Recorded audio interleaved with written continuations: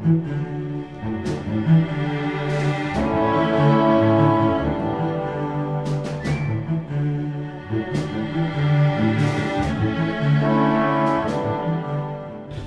afternoon, everyone.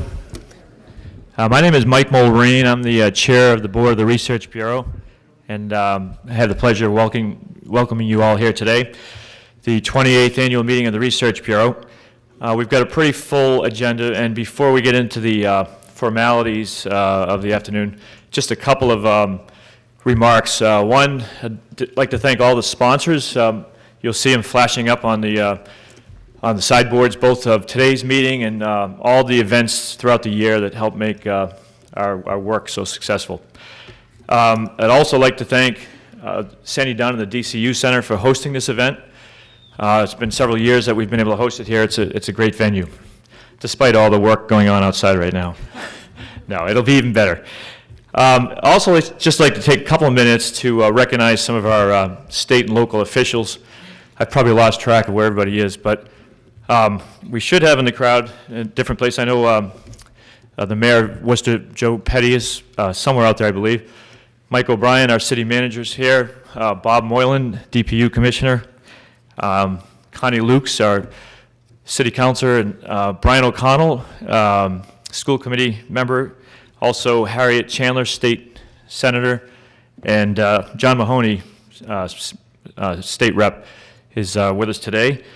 Lou Evangelitis should be here momentarily, and usually you can't miss Lou when he walks in. Also, not to slight any of our towns, Jim Malloy, town manager of Westboro, is here as well. And just one more recognition. One of our board members, Dick Kennedy, is just retiring as president of the Chamber of Commerce. And we also welcome Tim Murray, our former lieutenant governor, here in his first week as the new president of the Chamber of Commerce. So welcome, Tim.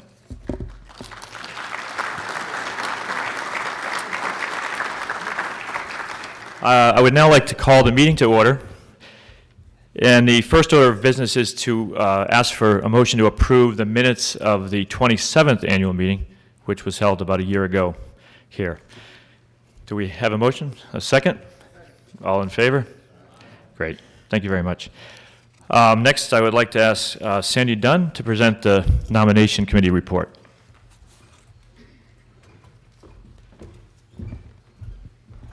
Good afternoon, everyone. An organization is defined by the strength of their board of directors as well as their staff. And the Research Bureau has always been very proud of the terrific individuals that we have that serve on both our board of directors, our executive committee, and of course our staff. With that, I have the task of reporting the slate of incoming directors, executive committee, and the officers. Please hold any applause till the end. As officers to serve for a one-year term, our new chairman will be Karen Duffy, Worcester Credit Union. Vice Chairman, John Spillane, Spillane & Spillane. Vice President for Finance, Brian Thompson, Commerce Bank. Treasurer, George Tetler, Bowditch & Dewey. Clerk, Dee Moskis, Myrick O'Connell.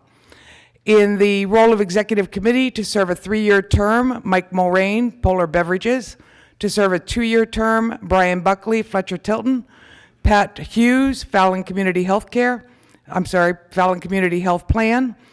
Fred Mulligan, Cutler Associates. Anthony Consigli, Consigli Construction. To serve a 1-year term, Sandra Dunn, DCU Center. Nick Smith, Rand Whitney Container. And Gail Flanders Weiss, Unum. In addition, joining the board of directors for a 3-year term, we have Mike Crawford from Commerce Bank. And Andy Davis from Massport. Dr. Armin Ernst from Reliant Healthcare, Lloyd Ham, Grafton Suburban Credit Union, Tom McGregor, Sovereign Bank, Anthony Pasquale, TD Bank, John Stowe from Lutco, and Charles Valade, United Bank.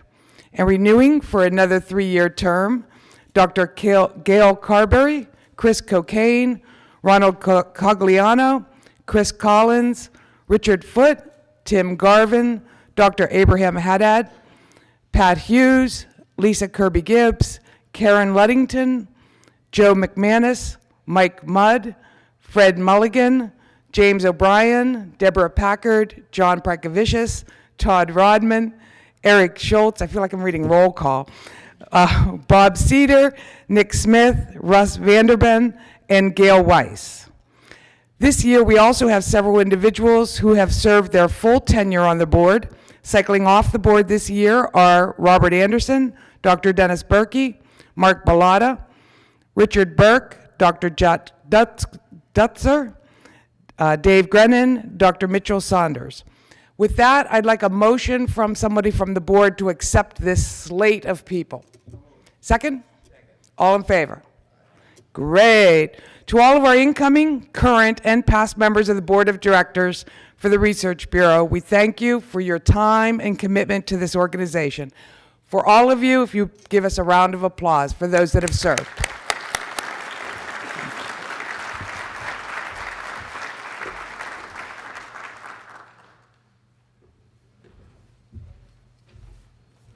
Thank you, Sandy, and thanks for all the work of the nominating committee throughout the year.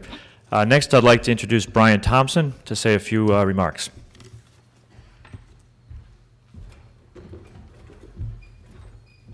Thank you, Mike. Good afternoon and welcome. Thank you, Mike, for your kind words. Commerce Bank is delighted to again be the presenting sponsor of the 28th annual meeting of the Research Bureau. A special welcome to our speaker, Mr. Ed Glazier, a nationally recognized leader for his work on urban living and our nation's cities, and to other honored guests who are here in attendance this afternoon. I'll be introducing Tom Glynn, Chief Executive Officer of Massport, in a moment, but we're honored to have him with us today at our annual meeting. Welcome, Tom. It's also a pleasure to have Tim Murray with us, who's our new Chamber of Commerce President and CEO. You'll be hearing a lot from him in the days ahead as he helps our city drive our economic agenda forward. So welcome, Tim. I've seen him about 3 times in the last 3 days, and he has got a full plate. He is moving very quickly, so we're glad to see that and glad to have him back here in Worcester with us. The Research Bureau is a very important contributor to our region's success, and we congratulate and thank so many of you who have been involved in the Bureau over so many years. We at Commerce Bank and other members of the community provide financial support to the Research Bureau in order to provide a forum for informed debate. Fact-based research developed by the Bureau has allowed our citizens, and particularly our public policy makers, to make more informed decisions on issues that are so important to all of us. We, along with other corporate sponsors, have been sponsoring a speaker series in conjunction with the Research Bureau that provides a forum to learn and discuss the many critical issues which cities in our state are encountering today, whether it be retiree health care benefits, often referred to as OPED, downtown revitalization, an academically selective school, and whether Worcester should have one or not, or many of the other important issues and challenges surrounding state and local budgets. Each of these forums have been led by leaders who are very highly respected in their fields. We'll continue to have these forums in the fall, and we'll provide ample notice to all of the upcoming speakers. If you have attended any of them in the past, I know you realize the value of the programs. If you haven't, then I hope you join us, and I assure you, you will not be disappointed. Over the past 28 years, Roberta Schaefer and her team have stayed the course, consistently delivering high-quality reports, and have become models for other communities to emulate. So Roberta, Dr. Schaefer, thank you so much for your team and to your team as well. I'd also like to recognize and thank Mike Mulrain, the CEO, or COO of Polar Beverages and president of our organization over the last couple of years. His ability to bring focus to timely and important issues along with our staff have allowed us to complete some very important work. So Mike, thank you for a job very well done. So on behalf of Commerce Bank, its chairman and owner, Duddy Massad, and other sponsors of this year's annual meeting, we welcome you here this afternoon. We're extremely proud of our association with the Worcester Research Bureau and believe it deserves our and your continued support. Thank you. It's now my pleasure and privilege to introduce Tom Glenn, Chief Executive Officer and Executive Director of Massport. Tom assumed this very important role in November of 2012 and has been on a very fast pace ever since. With his nearly 40 years of executive experience, Tom has led organizations in both the public and the private sectors and at both the state and the federal level.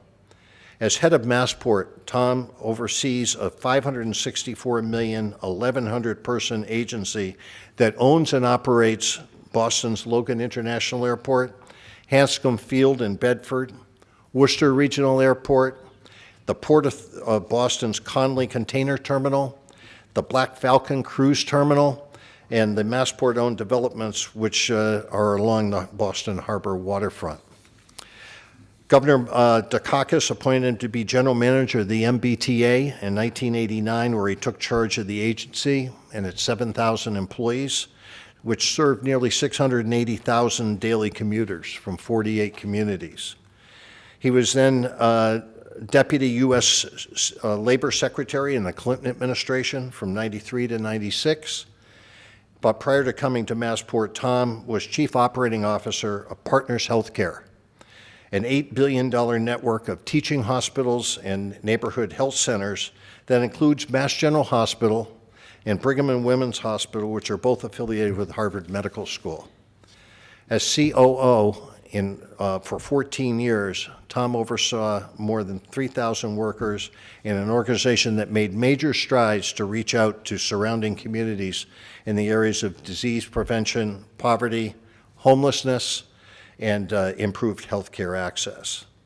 Tom earned his BA in economics from Tufts University, PhD from the Heller School at Brandeis University, and he's a fellow at the National Academy of Public Administration. But most importantly, to us, he is a friend of Worcester, a frequent visitor, and has provided the leadership necessary to bring JetBlue to Worcester and to improve our airport's infrastructure. Please join me in giving Tom Glenn a warm Worcester welcome. Tom?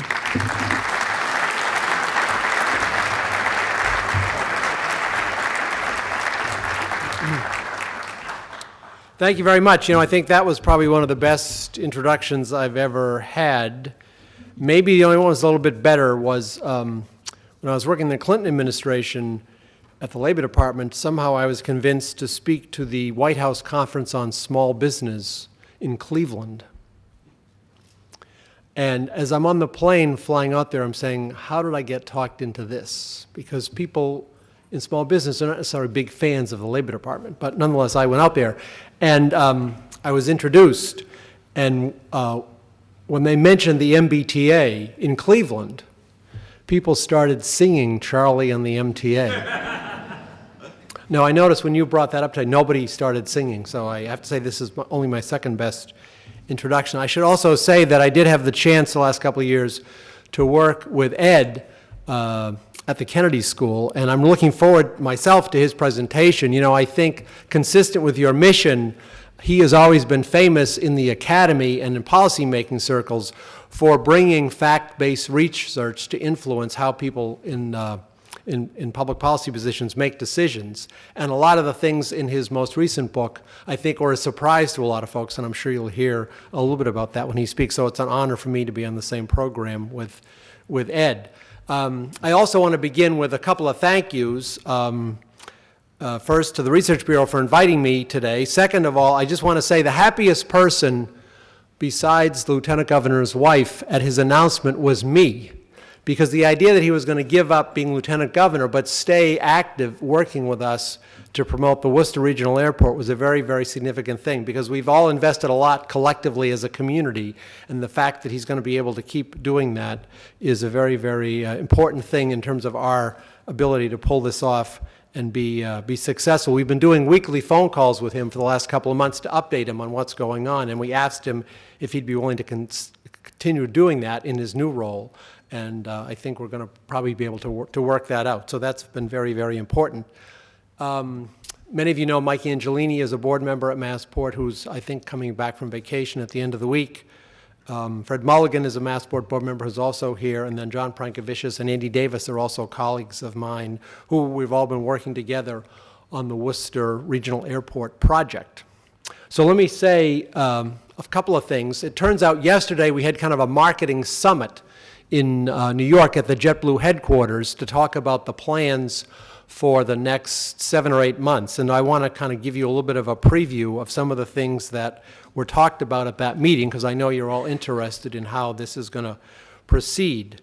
So the first thing is that they're going to start to be much more visible in the community. What's up on the screen on either side is kind of a preview of a sample of a kind of billboard they're thinking of putting in place. And so I thought I'd put it up. If people have any thoughts, they can get them back to Andy. But this is consistent with the kind of advertising that JetBlue has always done.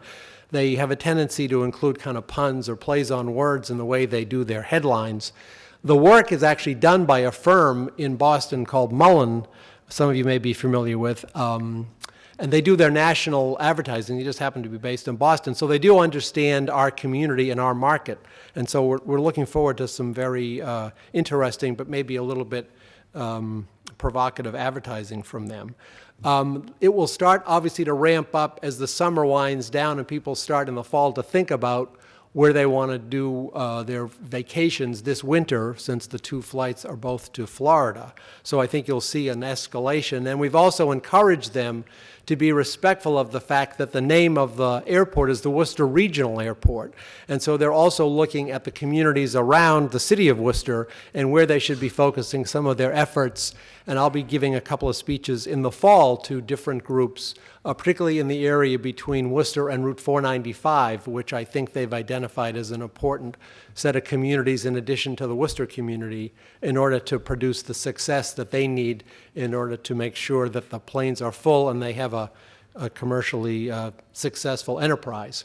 So I think we continue to make solid progress. Another thing that I was just discussing with Lieutenant Governor right before I got up here, they've offered us, as a way of doing some promotion, the opportunity to maybe have some vouchers for people to get free tickets. So we need to figure out how we're going to work with them on that, and maybe make those available through the chamber, because they, they want to try to, encourage people and have people have a chance to maybe make a decision they might not otherwise make, and be part of this these early flights. So that shows to me how committed they are to making this a big success, and everything that we've done with them so far and everything we've done with the folks here has been very, very positive. So we want to keep up that energy and figure out with them how to take advantage of that. I guess the last thing I'd say is that, we are very, very confident in the success of this enterprise. Worcester has a pioneering spirit, going back to the famous space pioneer that we're all so proud of. You definitely, made a big impression on Dave Barger when he was here back in August of last year, and you made another amazing impression to him on April 3rd when the governor, lieutenant governor, congressman, the city manager, the mayor all, welcomed the arrival and the announcement that the flights would begin in November, which was a couple of months earlier than what we had originally thought when we were focusing on February. So, there's been a lot of cohesion in the effort to make this thing successful. I guess I would just say, at the same time, we need to be mindful of the fact that both Providence and Manchester have actually seen their passenger counts go down over the last couple of years. So we want to make sure that we really, put our nose to the grindstone to make sure that this is as successful in the end as we know it can be and we know it will be. And I, again, appreciate the chance to come today and give you a little bit of an update. Mainly good news, a lot of enthusiasm from the JetBlue folks and a lot of enthusiasm from each of you. And we're going to keep coming back and kind of updating you, but also encouraging you to make sure that your employees and your neighbors and your coworkers are aware of the fact that this opportunity is presenting itself, because at the end of the day, the success or failure is going to be determined by the number of seats that are filled with your employees and your neighbors and friends. So again, thank you very much for the chance to do the update, and I look forward to hearing from Ed and his comments. Thank you.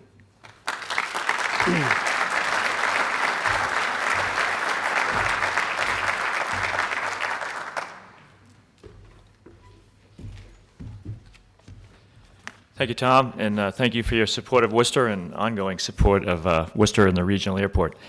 Thank you, Brian, for your remarks as well. Next, I'd like to switch gears a little bit. I'm going to introduce Roberta Schaefer, our president of the Research Bureau. I think most of you know that the excellent research reports, forums, and public debate put forth by the Research Bureau would not take place without a dedicated leader. That leader for us is Roberta Schaefer. Roberta has been leading and overseeing the Research Bureau for most of its existence. Roberta has never been one to shy away from tough issues or controversy, but has always worked to help better inform the citizens and businesses of the important public policy issues facing our region. On behalf of the Board of Directors, I would like to thank Roberta for her steady leadership of the Research Bureau. It is now my pleasure to introduce the President of the Research Bureau, Dr. Roberta Schaefer.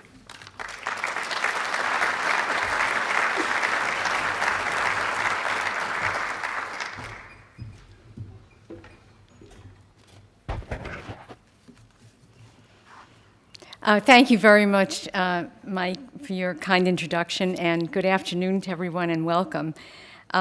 Please permit me to reiterate Mike's welcome and thank you all for joining us at our 28th annual meeting. I also want to echo Mike's thanks to all our sponsors, our board members, and our executive committee, all of whom have volunteered countless hours to ensure the Bureau's success. I would also like to thank the many corporations and local foundations and individuals who have supported and continue to support the Research Bureau, even during these past few years that have been rather challenging in many ways.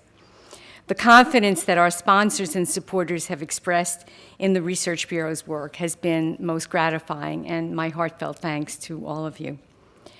I also want to thank Sandy Dunn and her staff here at the DCU for the logistical arrangements for today's events, and to Deborah Penta and her staff at Penta Communications for their generous support of all things graphic and technical, and to Greenberg, Rosenblatt, Cullen, Bizzoli for continuing to donate their time and expertise monitoring and maintaining the Research Bureau's books. Special thanks to Rick Powell and his staff. Our annual report provides you with a synopsis of the year's events, and you can see from the cover and what we have here, and the pictures inside, that we've highlighted our collaboration with Assumption College. As you all know, we returned to the campus 18 months ago, and we want to thank President Cesareo and his team for their warm welcome and their commitment to developing opportunities that have already benefited the college, the Research Bureau, and especially the community at large. Okay, Worcester, get the chip off your shoulder. Forget the slights from Boston and focus on your strengths. That's a direct quote from Dan O'Connell, the former Secretary of Economic Development for the Commonwealth and the current head of the Massachusetts Competitive Partnership, an organization of CEOs of the state's largest corporations who meet regularly to advise the governor on making Massachusetts businesses more competitive. At the Research Bureau's forum on May 23rd, Making Worcester More Competitive for Attracting Economic Development, there were similar messages from the other two speakers, David Begelfer from NIAP, Massachusetts, and Mark Rice, the dean of WPI's business school. There was consensus among the speakers that Worcester's strengths are its institutions of higher education, which produce an educated workforce, its cost of living, which is lower than Metro Boston and Metro West, its cultural venues and events, and its infrastructure, including its interstate and intrastate highway system, its commuter rail upgrades, its freight capacity as the New England hub for CSX, and last but by no means least, its airport, now under the ownership and direction of Massport. Forbes magazine in 2012 named Worcester the second happiest place to work in the nation. According to our speakers, what Worcester needs to improve, first, are the connections between the colleges and the businesses, so that the former are preparing students better for the current job market. That does not mean abandoning the liberal arts for vocational training. The ability to think, write, and speak well are equally important. The connections need to be developed also in the form of more internships that might encourage graduates to remain in this area and alumni networks that might lure graduates to return. They pointed out that we're not likely to attract entrepreneurs from Silicon Valley. We need to nurture our talent from the 30,000 college students enrolled in Worcester colleges annually. But talent retention is no small task. A recent study by the Boston Federal Reserve Bank found that recent college graduates leave New England at a faster rate than any region in the nation, diminishing a vital resource for an economy that relies on brain power. Massachusetts retains 1 in 5 graduates, California 1 in 2, and New York 1 in 3. So you see the challenge ahead of us. We also need government policies, they said, that accommodate the needs of business. First and foremost, according to all three, Worcester's commercial tax rate is too high. Now, where have I heard that? Second, we need a place where entrepreneurial talent can meet, discuss ideas, and license them. And we need places for 20 and 30-somethings to unwind after all that thinking and discussing in the years before they have families. Our panelists emphasized that building entrepreneurial talent is a decades-long process. There are no shortcuts. So short of displaying my cheerleading and baton twirling skills, let's go, Worcester.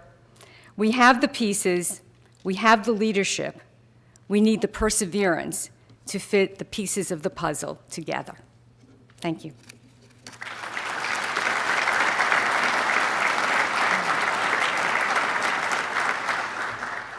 I'd now like to ask, before we get to our speaker, ask Mike Mulrain if he would please come up to the podium.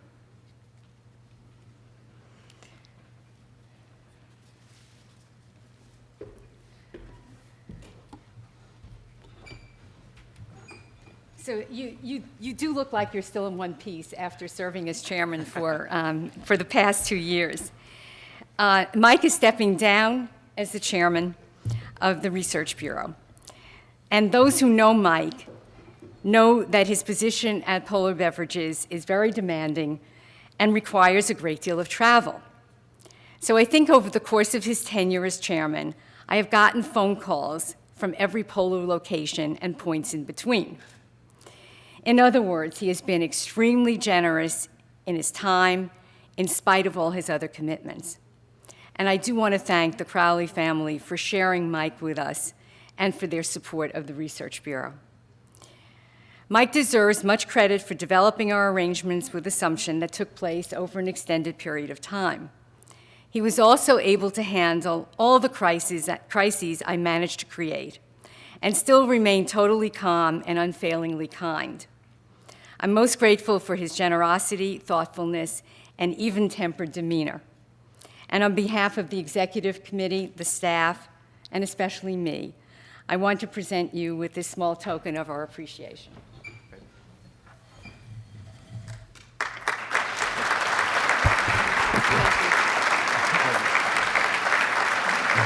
Thank you very much, Roberta. And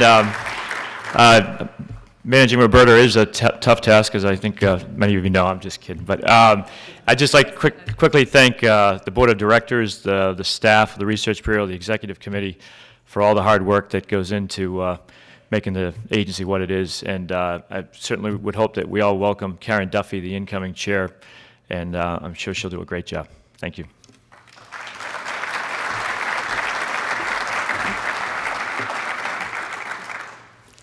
It's now my pleasure to come to the main event.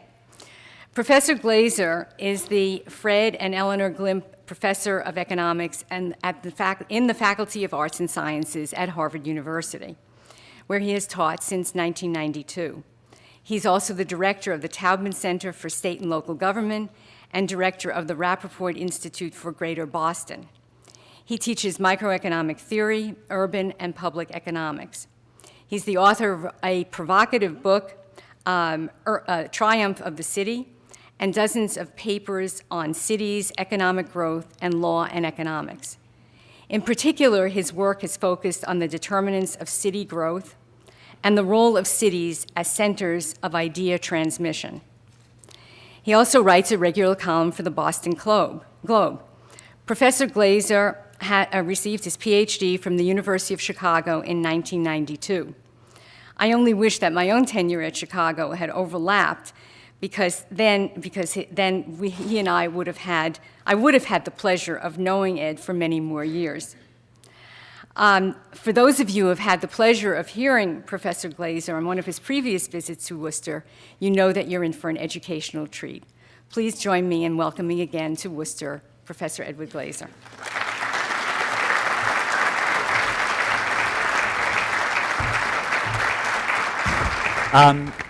It is an absolute honor and a pleasure for me to be here. I am such a big fan of the Research Bureau and of Roberta that basically whenever she asks me to do something, I know that I should do it and be grateful that she asked. You know, there's an old line that cities get the governments that they deserve. I don't actually believe that that's true, but the kernel of truth there is that it takes private individuals, it takes organized groups like the Research Bureau to make sure that city governments actually deliver. And this has been true for thousands of years. And it is one of the things that I love most about Worcester is the commitment of the civic leaders who are here in this room to this city, to this region, to making sure it really can be a capital of the information age in New England. So I'm really terribly grateful to have the chance to talk to you. I also am really honored to follow Tom Glynn.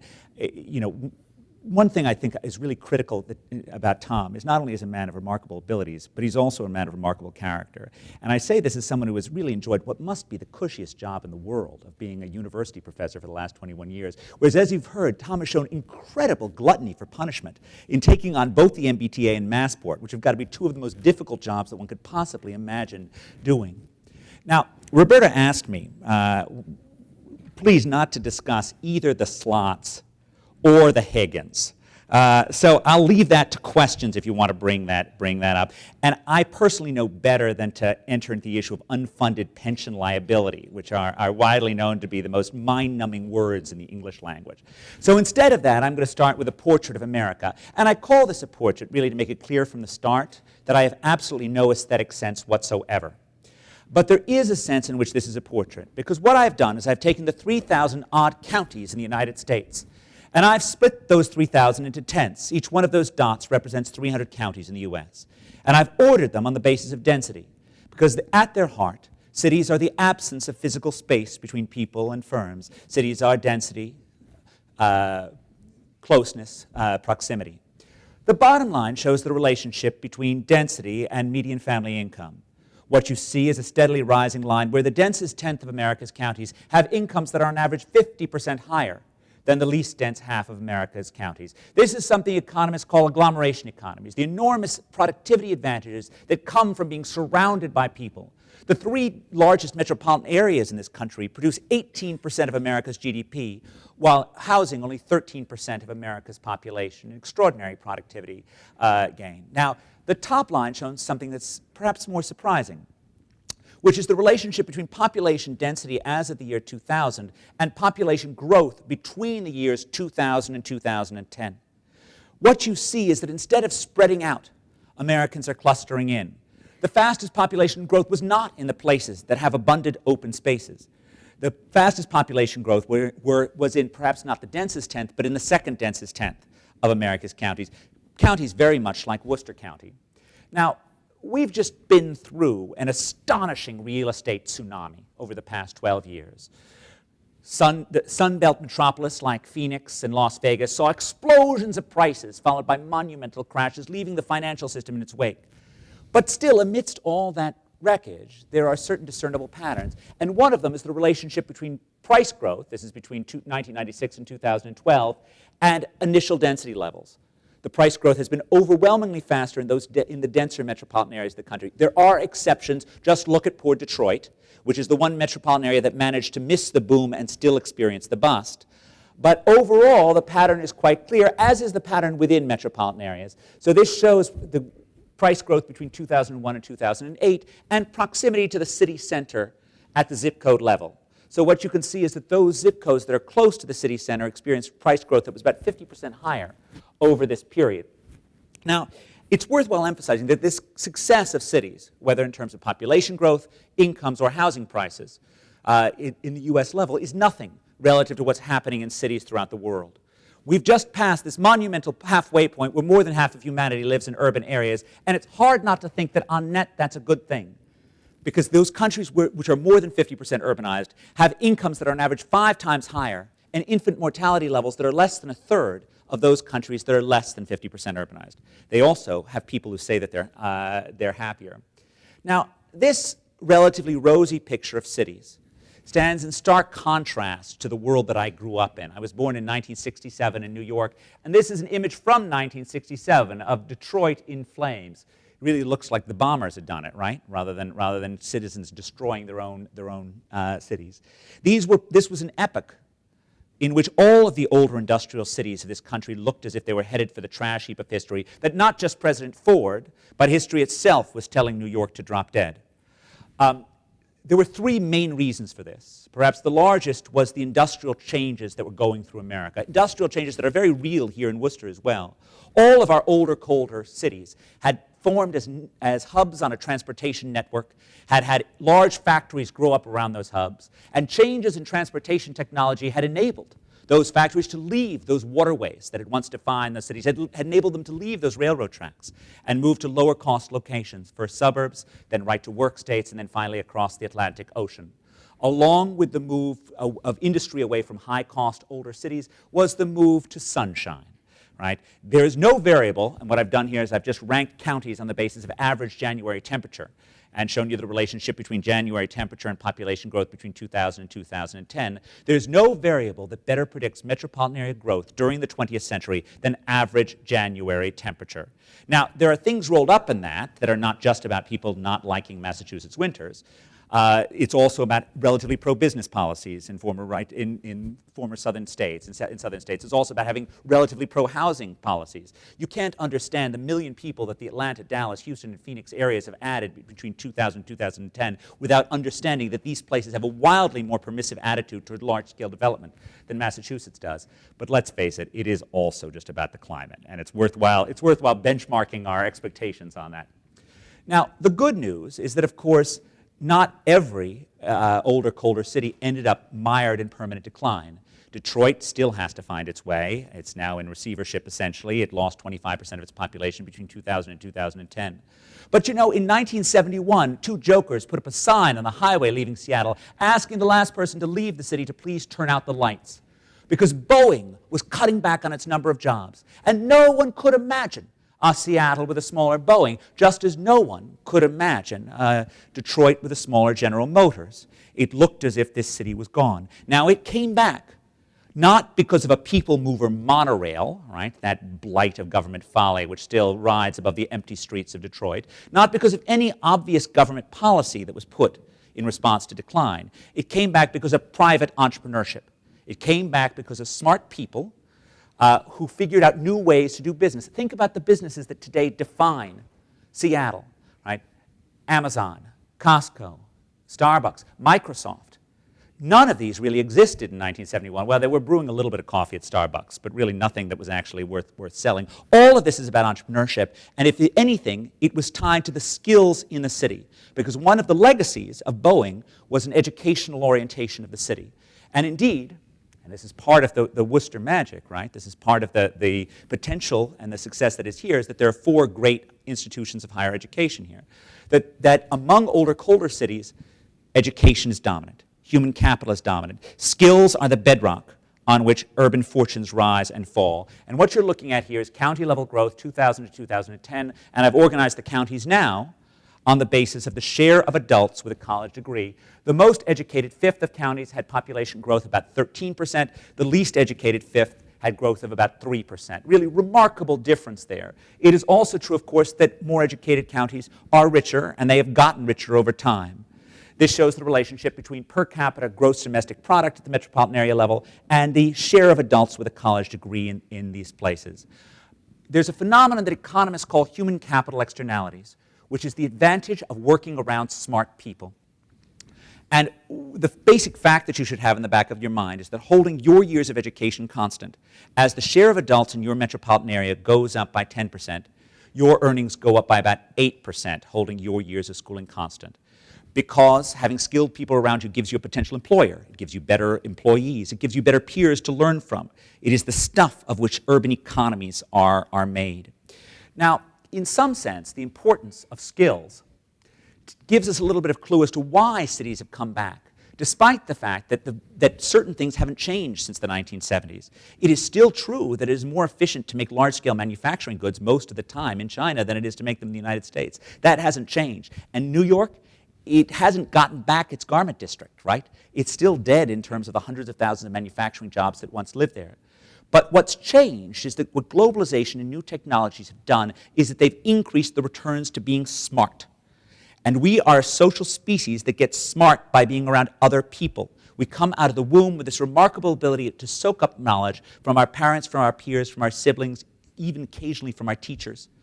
As the world has become more skill-intensive, the advantage of being in settings like this, where we can learn from each other, become even more critical.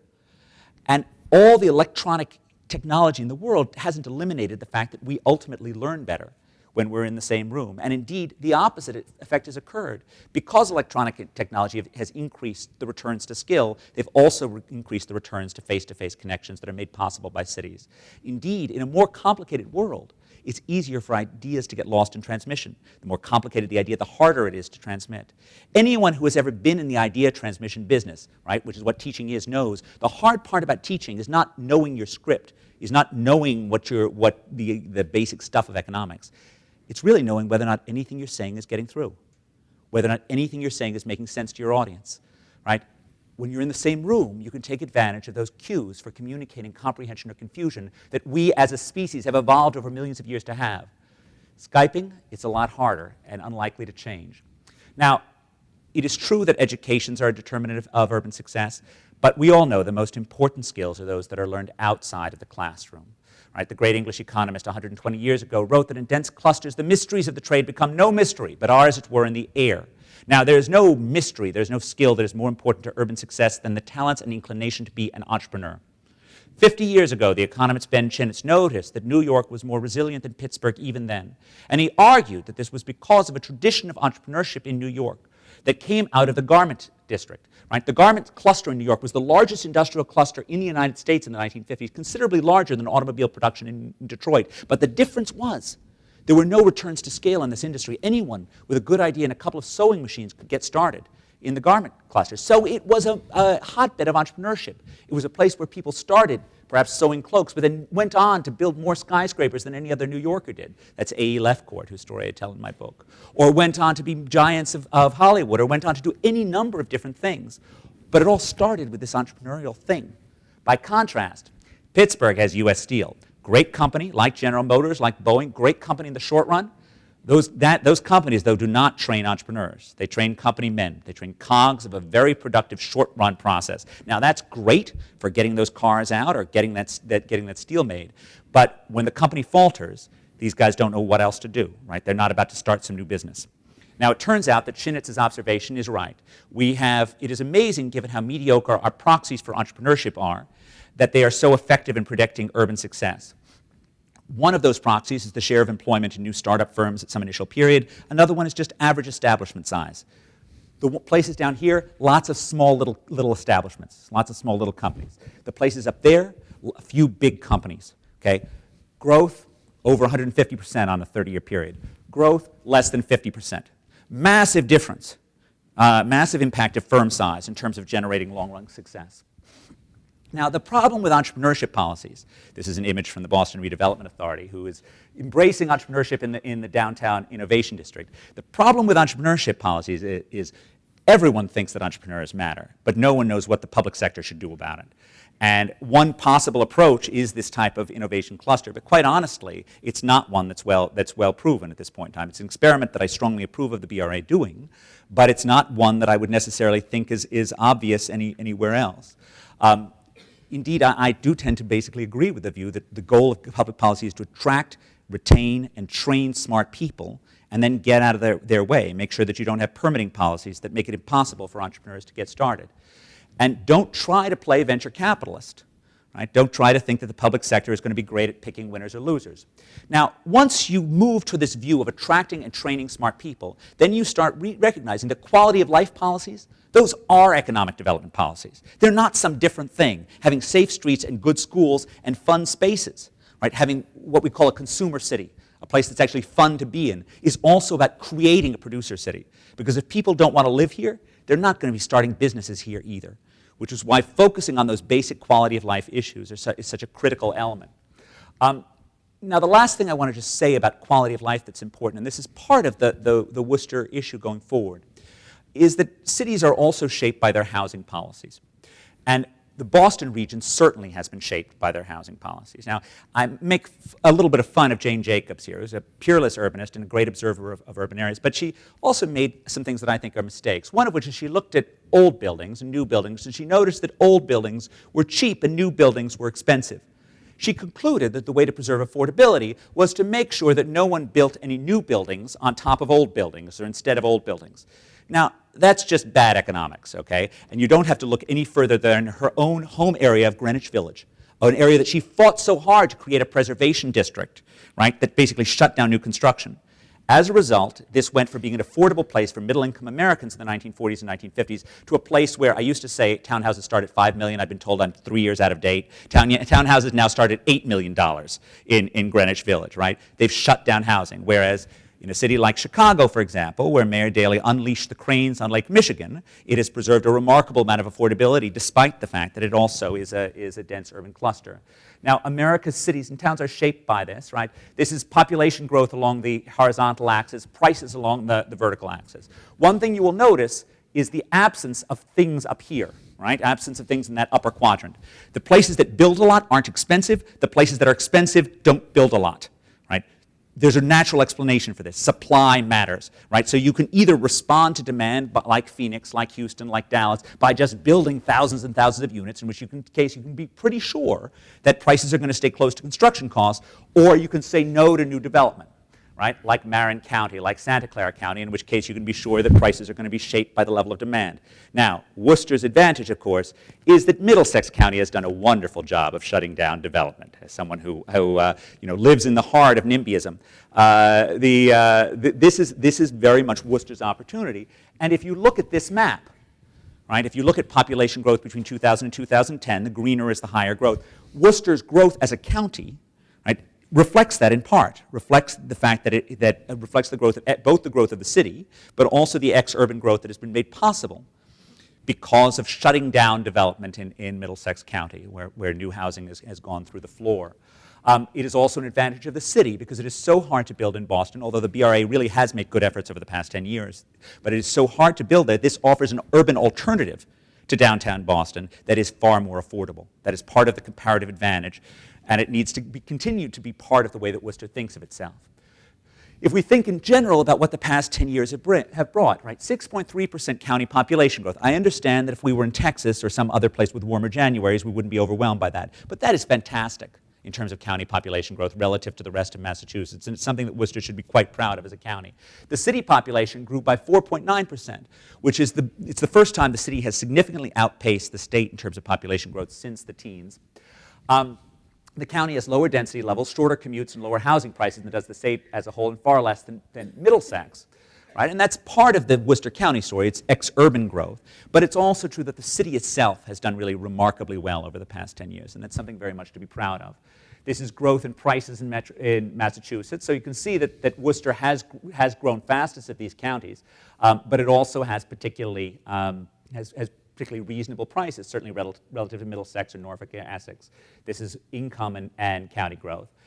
And I think as we face forward, this has been a great record, but obviously Worcester's future is not certain, right? It occurs, this middle ground, closer to Boston, closer to Seattle than to Springfield than to Detroit. But it's not a place where the future is certain, right? It's a place where it requires constant vigilance on your part to make sure that its institutions and its government delivers, to make sure that the real challenges facing city government are handled. And I think among those, the things that we particularly need to worry about are the school system, which continues to underperform. The recent troubles of Spirit of Knowledge charter schools, I think, should not lead us to sour on the charter school system as a whole, but it is certainly one major thing going forward. Property crime has declined substantially, but as a Research Bureau report reminds us from a year ago or so, violent crime remains stubbornly high. So as we face the future, right, we really have to make sure that this is a glowing capital of the information age, and I think that is certainly something that is more than possible. But that requires making sure that we have policies that never forget that Worcester is on the edge of a knife, right? It's an edge of a knife that, you know, points towards Seattle on one side, but points towards Springfield on the other. And that requires making sure that we make it as easy as possible for entrepreneurs to get started. We make it easy as possible for development to occur. We make sure the tax burden is as reasonable as it can be, concomitant with actually providing the level of services that the city needs. And we make sure that this is an exciting, livable city for everyone. And I think all of you in this room have done a great job of doing that in Worcester. And I think I'll end here and pause for questions. But I do feel, as I've been on the shadow of Polar here, I do think I should emphasize that I personally think, and I'm saying this not for repetition, but I personally think that Diet Orange Dry is the nectar of the gods. So I'm gonna end on that note. Yeah.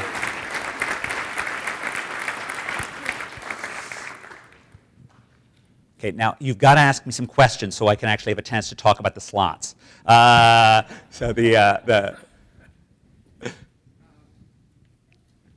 Is this on? Yes. Okay. Since I'm under pressure, not to mention the slots, which I was adamantly opposed to, and I'm grateful it fell through. Let me just ask, in terms of being pro-business and having a goal of achieving much more urban success than we have achieved up to this point, we have seen in the last 2 months the City Council deep six a hotel proposal because it was an open shop, and support a slots parlor because it was all union.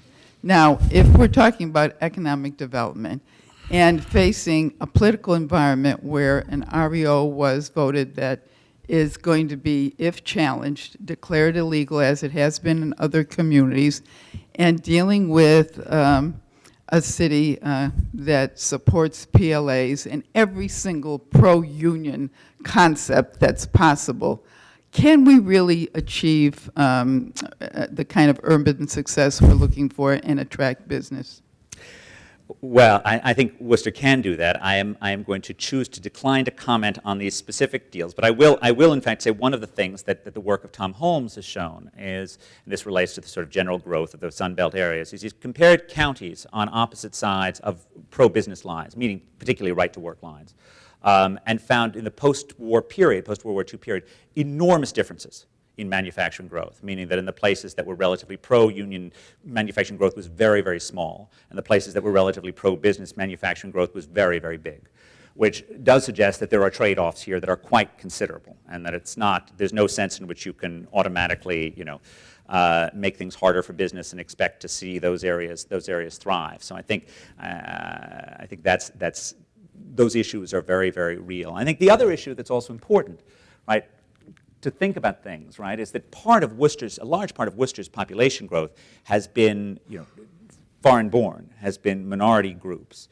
And the key thing is asking ourselves, are the employers or are these groups actually providing jobs for these particular workers? And at least the way I've always tended to think about this as an economist is, are we making it as easy as possible, if you're an employer, to hire a less skilled immigrant worker, right? Are we making it as easy as possible to hire someone with a high school graduate? Or are we loading you up with cumbersome regulations? Are we loading you up with cumbersome burdens? And I think every time we think about that, right? Every time we increase those regulations, we're making it more difficult and less likely that America is going to solve its problem of underemployment for high school dropouts for less skilled Americans. Further questions from the floor. And again, I'm a teacher. I'm perfectly capable of cold calling.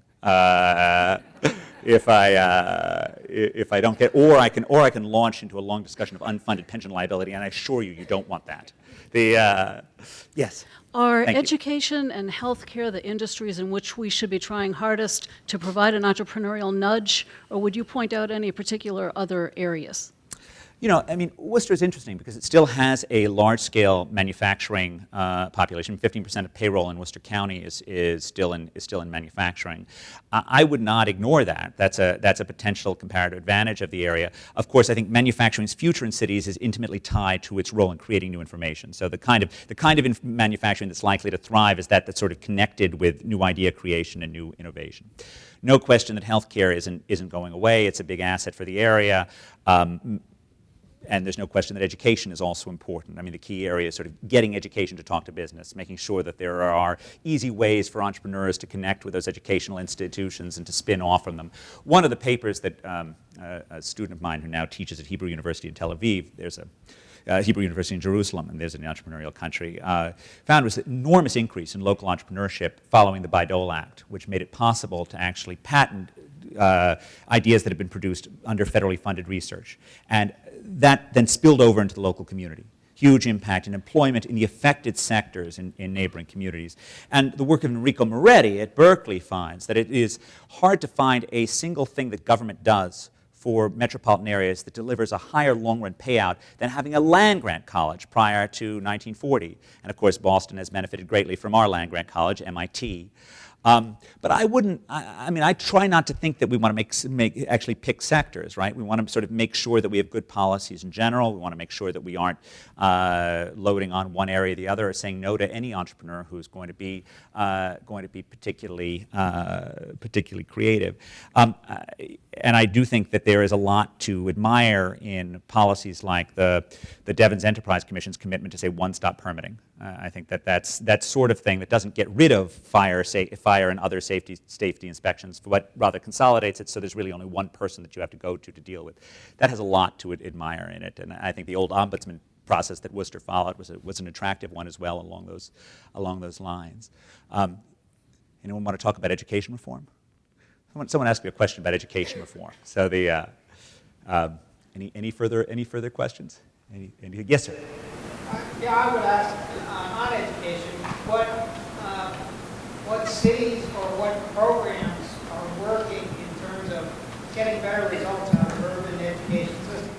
Right. Great question. I'm so glad you asked about education reform. We've had an unbelievable outflow of high-quality quantitative research on schooling over the past 15 to 20 years. And here are the things I think that we've learned from it. I mean, we can talk about particular cities in a second. But the things that we've learned are that, A, some, but far from all charter schools can work amazing results. So I tend to think of charter schools as kind of like restaurants, right? I mean, some are great, some are crappy, and the goal of a good charter school system is you allow the market to work its way out. I'm perfectly happy to have the government push along bad ones out. I think that's fine as well, as long as you make it easy enough for new ones to potentially enter. I also believe when I think about things like early childhood, and that's my claim number 2, is that we do know that some early childhood programs, like Perry's Preschool, like the Abecedarian program, can achieve remarkable successes in terms of long-run results. But we also know that not all of Head Start is perfect. Right? So again, I think that probably the right model is to increase the scope of early childhood, maybe to slightly wealthier people than are included in Head Start, but to do so with more of a charter school structure, not to simply to allow more competition, to allow more evaluation going forward. Third thing, of course, that's most important, teachers. Right? We've always known that different teachers have enormously different impacts on test scores. We now know the same teachers who boost test scores are the same teachers who boost adult incomes. If you have a teacher who increased your test scores when you were third grade, that same teacher makes you earn more at age 28 by demonstrable effects. And this involved a massive study using IRS data by my colleagues Raj Chetty and John Friedman. Just a spectacular piece of work. And the last thing we know is that science and math is really critical. That the Nation at Risk report generated a shift away from other stuff towards science and math in the late 80s, early 1990s. Particularly minority youth that were exposed to that extra education in science and math have earned substantially more as adults in terms of moving stuff forward. The last thing I would say, though, about schools that have gotten it right, there are many school reformers that I am just in awe of. Joel Klein, for example, a guy I couldn't possibly admire more than New York City's Chancellor, Joel Klein. Great guy, tried sort of everything that all the experts would have said, moved the needle a tiny, tiny degree, right? And in part what we've learned is that school reform is incredibly hard to put through, in part because there are entrenched interests that make it very, very difficult to undertake those reforms. I would say vis-a-vis the union question that one of the things that in my 5 years on the advisory board of the Gates Foundation have come to believe is there's no path towards school reform that doesn't make the teachers part of the solution, right? It actually can't be done on a confrontational basis with teachers, because you know what, you'll lose, because the teachers are in there every day, and they need to be brought in and convinced that they will be beneficial with a more professional, with a higher end educational experience. But you certainly do need a process that actually enables principals to get rid of bad teachers and to do more to retain good teachers. But I can think of no more critical path for, not just for Worcester, not just for Massachusetts, but for the country. I mean, I cut a graph from my usual presentation that shows that national earnings line up almost perfectly with math test scores across the world, right? And America is currently doing much better than its test scores would suggest, right? We're an outlier. I wouldn't expect that to continue. And if we want our country to continue to be an economic superpower in the 21st century, if we want our kids to have the same level of prosperity that we did, we need to do a better job of investing in our children. And that's, I can't think of sort of a more important pressing policy program. And at the city level, it's important not just because it's about training the next generation, but it's also about attracting their parents. Right? It's about attracting parents to be in Worcester, because the parents that you want are the ones who actually are going to care about their kids, who are going to be attracted by better educational institutions. And both reasons are worthwhile investing in schools. Roberta, do I have time for one more, or am I? Okay, one more. Yes, sir. College education. I just recently went through a couple children in college, applying college, and it seems to me that colleges want a diversity. They want kids from all over the country attending the schools in Massachusetts. And then we sit here and we wonder why they don't stay in Massachusetts. I guess my question is, I mean, we have issues, we have weather issues, we have cost of housing, cost of living issues. How do we attract kids to younger college students to stay in Massachusetts? Right. I mean, I would not either as part of a college or as a matter of public policy. I would not push our colleges not to admit the best and brightest from the world. I can just tell you on a personal basis, both I and students who are from Massachusetts benefit enormously from the flood of talent that we see around you. I mean, I have a 21-year-old co-author who's from Beijing, right, who is among the most brilliant students I've had in my 21 years at Harvard, and both I and the other faculty members and lots of other students have worked with her, are very, very lucky to have her there. I mean, I think Massachusetts should be as open as possible as it is to talent that's not from around here. But at the same time, and you're exactly right on this, we should be fighting, full throttle to ensure that they stay, to make this place as welcoming, as attractive, despite our winters, for anyone. I think that's about making sure that our cities are fun, right? Because the key is to focus on what's going to keep them there in their 20s. We'll worry about them in their 30s later. Focus on cities being fun, affordable, and Worcester has this over Boston in a big way. Having public spaces that actually work, as long as we're not spending too much on them. Making sure that they have the safe streets that they need to go out and enjoy themselves. But it's constantly focusing on those quality of life issues that are absolutely critical in terms of going forward. I think as you think about public services, and this is where, I mean, I'm echoing Tom, I'm echoing Roberta, but numbers, right? And part of the problem with city policies is it's so easy to get romanced by the vision of some different city that is hip or cool or some other thing. That everything, especially when it gets into the sort of magic of city building, needs to be subjected to the most rigorous analysis possible, right? Because all of a sudden you start convincing yourself that you're going to, do some magical thing, and then you've built a people mover monorail in Detroit, right? And you've done no such thing. And the need for hard cost-benefit analysis before you even build a large-scale park, and certainly before you invest in large-scale permanent public infrastructure is absolutely critical. The last thing I'll just say, though, about public transit and infrastructure is we really need things like experimentation as much as possible.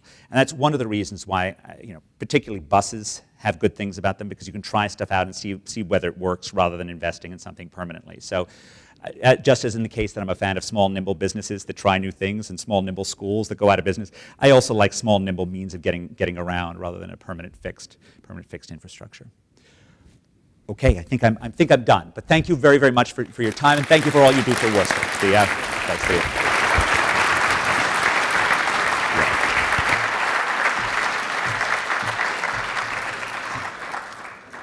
You weren't supposed to disappear so quickly. Thank you for that. A small token of Very our kind. appreciation. Big thanks. Thank you. Thank you.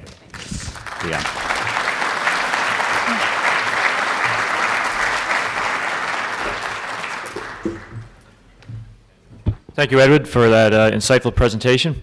I want to just thank the staff of the Research Bureau, Jean, Josh, Roberta, for putting on this great meeting, and thank all of you for attending, and hope you can enjoy refreshments after the meeting. Thank you.